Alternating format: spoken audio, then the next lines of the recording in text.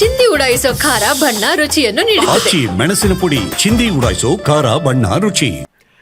ಇನ್ನು RSS ವಿಚಾರಕ್ಕೆ ಸಂಬಂಧಪಟ್ಟಂಗೆ ಯಾವಾಗ ಪ್ರಿಯಾಂಕ್ ಖರ್ಗೆ ಒಂದು ಪತ್ರ ಬರೆದ್ರಲ್ಲ, ಅಂದರೆ ಸಾರ್ವಜನಿಕ ಸ್ಥಳಗಳನ್ನು ಬಳಸಿಕೊಳ್ಳಬಾರ್ದು, ದೇವಸ್ಥಾನಗಳನ್ನು ಬಳಸಿಕೊಳ್ಳಬಾರ್ದು, ಜೊತೆಗೆ ಈ ಫೀಲ್ಡ್ಗಳನ್ನು ಬಳಸಿಕೊಳ್ಳಬಾರ್ದು, ಇದಕ್ಕೆ ಸಂಬಂಧಪಟ್ಟಂಗೆ ಇದಾದಮೇಲೆ ದೊಡ್ಡ ಮಟ್ಟದ ಚರ್ಚೆ ಶುರುವಾಗಿದೆ. ಈ ನೇರವಾಗಿ ಏನು ಅಂದರೆ ನಿಮ್ಮ ತಂದೆ ಕೈಯಲ್ಲೇ ಏನೂ ಮಾಡೋಕ್ಕಾಗಿಲ್ಲ, ಇನ್ನು ನೀವೇನು ಮಾಡ್ತೀರಿ ಅಂತ BJP ನಾಯಕರು ಪ್ರಶ್ನೆ ಕೇಳಾಯಿತು. ಇದೆಲ್ಲ ಆದಮೇಲೆ ಮತ್ತೊಂದು ಸರಿ ಮುಖ್ಯಮಂತ್ರಿಗಳು ಇದಕ್ಕೆ ಸಂಬಂಧಪಟ್ಟಂಗೆ ಗುಡುಗಿದ್ದಾರೆ. ಪ್ರಿಯಾಂಕ್ ಖರ್ಗೆ ಕೂಡ ಮಾತಾಡಿದ್ದಾರೆ. ಹಾಗಾದರೆ ಇದೆಲ್ಲಿಂದ ಎಲ್ಲಿ ಬಂದು ನಿಂತಿದೆ ನೋಡಿ.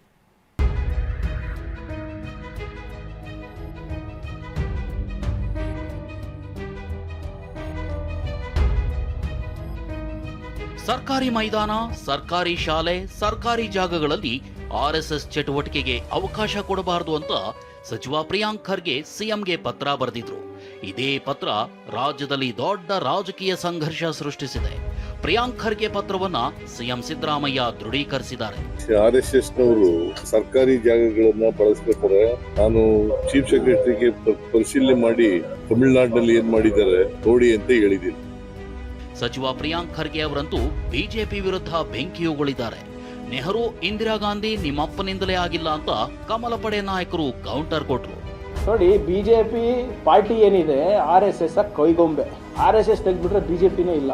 ಯಾವ ನೆಹರು ಅವರ ಮೊರಿಮಗಳ ಹೆಸರನ್ನು ನೀವು ಇಟ್ಕೊಂಡಿದ್ದೀರಲ್ಲ, ಆ ನೆಹರು ಕೈಲೇ RSS ನ ಬ್ಯಾನ್ ಮಾಡಕ್ಕಾಗ್ಲಿಲ್ಲ. ನೋಡಿ, ಪಟೇಲ್ ಅವರು ಬ್ಯಾನ್ ಮಾಡಿದ್ರು. ನೀವು ಸ್ವಲ್ಪ ಇತಿಹಾಸದ ಪುಟವನ್ನ ತಿರುಗಿಸಿ ಓದಕ್ಕೆ ಹೇಳಿ RSS ಅವರಿಗೆ, ಬಂದು ಕೈಕಾಲು ಬಿದ್ದರು. 75ರಲ್ಲಿ ಬ್ಯಾನ್ ಮಾಡಿದ್ರಿ, ನಿಮ್ ಸರ್ಕಾರವನ್ನೇ ಕಿತ್ತೋಗಿತ್ತು. ಇನ್ನು ಸಾಕಪ್ಪ ಸಾಕು ನನಗೆ RSS ಸವಾಸ ಅಂತ ಅನ್ನುವ ಸ್ಥಿತಿಗೆ ಬಂದು ರಾಜಿ ಮಾಡ್ಕೊಳ್ಬೇಕಾದಂತ ಪರಿಸ್ಥಿತಿ ಬಂತು.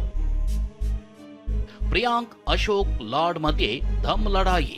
ನಾನು ನಿರ್ಬಂಧ ಎಲ್ಲ ಹಾಕ್ತಾ ಇದ್ದೀನಿ, ಆಚರಣೆ ಮಾಡಲಿ ನಿಮ್ಮ ಮನೆಯಲ್ಲಿ.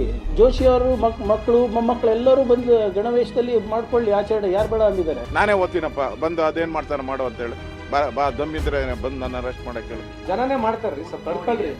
ಅದೇ ಇಂಥವೇ ಡೈಲಾಗ್, ಮುಟ್ಟು ನೋಡ್ರಿ, ಮಾಡಿ ನೋಡ್ರಿ, ತಾಕತ್ತಿದ್ರೆ ದಮ್ಮಿದ್ರೆ, ಬರೀ ಇವೆಲ್ಲ. ಹೀಗೆ ಮುಂದುವರೆದ ಮಾತಿನ ಯುದ್ಧದಲ್ಲಿ ಅಶೋಕ್ ಹಳೆ ಘಟನೆ ನೆನಪಿಸಿದ್ರು. ಮಲ್ಲಿಕಾರ್ಜುನ ಖರ್ಗೆ RSS ಕ್ಯಾಂಪ್ಗೆ ಯಾಕೆ ಬಂದಿದ್ರು ಅಂತ ಪ್ರಶ್ನಿಸಿದ್ರು. RSS ನವರಿಗೆ ಗಲಭೆ ಮಾಡಿಕೊಳ್ಳದಂತೆ ತಾಕೀತು ಮಾಡಲು ಹೋಗಿದ್ರು ಅಂತ ಪ್ರಿಯಾಂಕ್ ಪಂಚ್ ಕೊಟ್ರು. ಅವರಪ್ಪ ಯಾಕೆ ಬಂದು ಹೋದ್ರು? ಅವರಪ್ಪ RSS ಕ್ಯಾಂಪ್ ಬಂದು ಯಾಕೆ ಹೋದ್ರು? ಅವಾಗ ಇವ್ರ ಅಪ್ಪನ ಬುದ್ಧಿ ಹೇಳಕ್ಕೆ ಇವ್ರಿಗೆ ಜ್ಞಾನ ಇರ್ಲಿಲ್ವಾ? 2007ರಲ್ಲಿ ಖರ್ಗೆ ಸಾಹೇಬರು ಹೋಮ್ ಮಿನಿಸ್ಟರ್ ಇದ್ರು. ಶಿವಾಜಿನಗರ್ನಲ್ಲಿ ಇವ್ರದ್ದು ಒಂದು ಸಮಾವೇಶ ನಡೀತಾ ಇದೆ. ಪೀಸ್ ಕಮಿಟಿ ಮೀಟಿಂಗ್ ಆದಮೇಲೆ ಅವರು ಅಲ್ಲಿ ವಿಸಿಟ್ ಮಾಡಿ ಅವ್ರಿಗೆ ತಾಕೀತು ಮಾಡಿದ್ರು. ಹೀಗಂತ ಸಮರ್ಥನೆ ಕೊಟ್ಟ ಪ್ರಿಯಾಂಕ್ ಖರ್ಗೆ ನಾನು RSS ವಿರೋಧಿ ಅಂದ್ರು. ಇದಕ್ಕೆ ವಿಷ ತುಂಬಿಕೊಂಡಿದ್ದಾರೆ ಅಂತ ಯತ್ನಾಳ್ ಟಾಂಗ್ ಕೊಟ್ರು. ಸ್ಪಷ್ಟವಾಗಿ ಹೇಳಲಿಕ್ಕೆ ನಾನು ಬಯಸ್ತಾ ಇದ್ದೀನಿ, ನಾನು ಹಿಂದೂ ಅಥವಾ ಹಿಂದೂ ಧರ್ಮದ ವಿರೋಧಿ ಅಲ್ಲ, RSS ವಿರೋಧಿ. ಪ್ರಿಯಾಂಕಾ ಖರ್ಗೆ ಒಂದು ರೀತಿ ವಿಷ ತುಂಬಿಕೊಂಡ್ಬಿಟ್ಟಿದ್ದಾರೆ. ಹಿಂದುತ್ವ ಅಂದ್ರೆ, RSS ಅಂದ್ರೆ. ಬಿಜೆಪಿ ನಥಿಂಗ್ ಬಟ್ ತಾಲಿಬಾನ್ ಎಂದ ಲಾರ್ಡ್ಗೆ ಬಾಂಬ್ ಬಿಟ್ಟ ರವಿ. ಬಿಜೆಪಿಯವರು nothing but Taliban agents. Cooker bomb ಹಾಕಿದವ್ರನ್ನ ಬ್ರದರ್ಸ್ ಅಂದವರು, ಅಂತವರಿಗೆ ಕುಮ್ಮಕ್ ಕೊಡ್ತಕ್ಕಂಥವ್ರು. ನೀಚತನದ ರಾಜಕಾರಣದ ಇತಿಹಾಸವೂ ಕೂಡ ಕಾಂಗ್ರೆಸ್ ಪಾರ್ಟಿಯ ಇತಿಹಾಸದಲ್ಲೇ ಇದೆ. ಇಷ್ಟೆಲ್ಲ ರಾಜಕೀಯ ಬಡಿದಾಟ ಪ್ರಿಯಾಂಕ್ ಖರ್ಗೆ ಬರೆದ ಪತ್ರದಿಂದ ಮೂಡಿದೆ. RSS 100 ವರ್ಷದ ಪಥಸಂಚಲನದ ಹೊತ್ತಲ್ಲೇ ತನ್ನ ವ್ಯಾಪ್ತಿ ವಿಸ್ತರಿಸಲು ಮುಂದಾಗ್ತಿದೆ. ಇತ್ತ ಕಾಂಗ್ರೆಸ್ ರಾಜಕೀಯವಾಗಿ ತಿರುಗೇಟು ಕೊಡಲು ಹೂಡಿದ ಅಸ್ತ್ರವೇ RSS ಚಟುವಟಿಕೆ ನಿರ್ಬಂಧ ಅಂತ ಹೇಳಲಾಗ್ತಿದೆ. ಪ್ರಸನ್ನ ಗಾಂವ್ಕರ್, TV9 ಬೆಂಗಳೂರು.